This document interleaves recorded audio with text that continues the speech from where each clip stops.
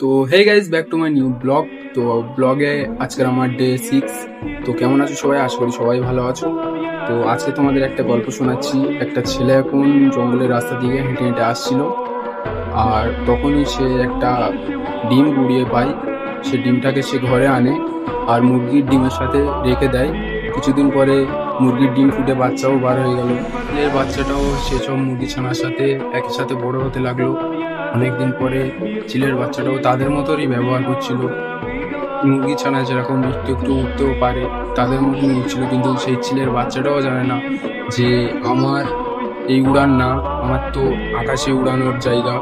কিন্তু সে তাদের সাথে থেকে থেকে সেই রকমই হারকাত শিখে নিয়েছিল।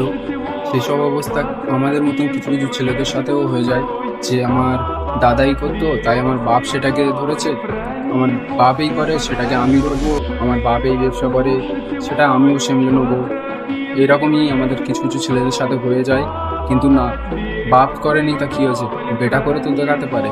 হয়তো এটাও হতে পারে যে তোমার যে লেভেল, তোমার যে কনফিডেন্ট, সে তাদের অকাতের বাইরেও আছে। পুরো খানদানে যেটা কেউ করে দেখাতে পারেনি সেটাই তো আমি করবো।